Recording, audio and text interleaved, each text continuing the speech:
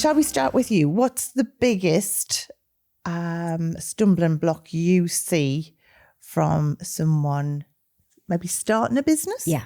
So I think the biggest stumbling block, and one I suffered from early on and for lots of years in the early years, was understanding that my skill did not equal my belief that I could build a business. So just because I was good at what I did, I've always been a people helper. So I couldn't understand that something I did so naturally could then be a career. So I undercharged and I overgave and I got into the friend zone. I didn't come out like a business person. I came out in the proving, will they like me, people-pleasing way. And it took me probably 4 or 5 years to get really out of that loop. The people who paid me were ones who didn't know me for years. Everyone who got used to me, my chat was filled with conversations. Shari, can I just pick your brain? I'm like, there's nothing left of my brain. You're all picking it to bits like pigeons.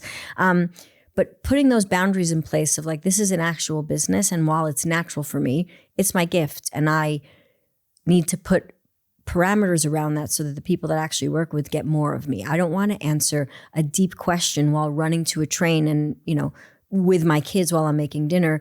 I wasn't respecting the work and I wasn't respecting myself enough, ironically, in my overgiving. And I think it's a very, very common problem we see, especially in service-based businesses, where we just want to help people with what we do. We're not running around selling Hoovers. We're not looking at the metrics all the time. We're in the helping industries, and it's hard to remember that overworking is not always the right thing. It's generally not the right thing. But where we draw that line is a very hard thing for people. I'd say throughout, especially the beginning, but happens as you get bigger too. Careful what you wish for. You've got the clients now and you don't have any boundaries or structure. I think the thing that happens in my industry is obviously someone goes and trains, then you need to practice. Yes.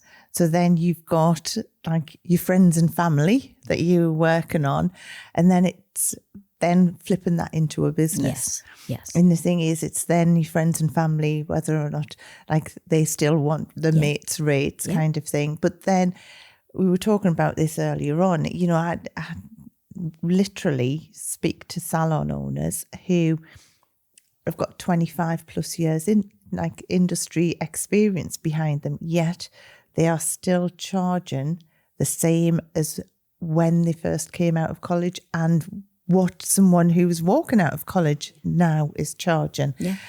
And that is just totally a mindset shift to start to realize your expertise. And that's, like we were saying earlier on, I think that's a lot of what I do, just teach people and show people that they can charge their worth. And because as well, you would have been doing this as very much at the beginning as well. You alienate certain people, because, Shari, I know obviously you charge a great amount for what you do, but which is like the value still far exceeds that.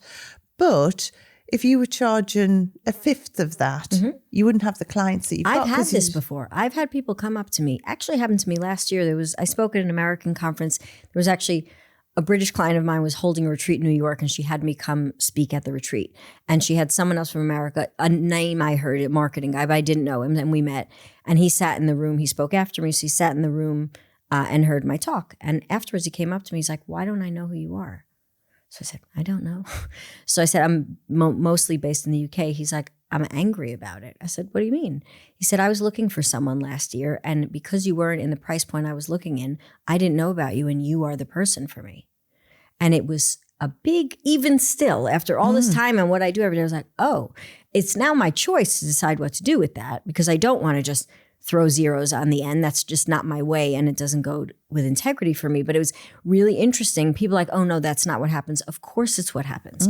That's how we shop. You don't walk into Aldi expecting Waitrose food. You don't walk into M&S think you're going to Harrods. Like, it's just a different, society has trained us a certain way. It's unfortunate that we think money equals value. It doesn't always. But if we don't step up and meet that halfway, why would someone go to a salon where they're charging a quarter of the price and you've got the best talent there, but nobody believes it? Because how would they have been found out?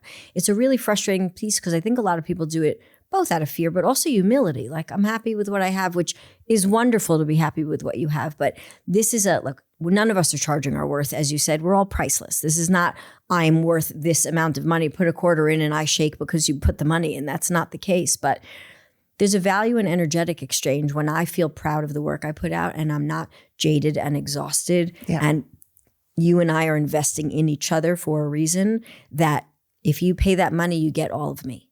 Yeah. It's not a discounted thing and a friend zone thing. Then it gets so uncomfortable and actually ruins relationships, ironically. I mean, how many people do those mates rates and then resent their friends for coming and taking time slots in that chair?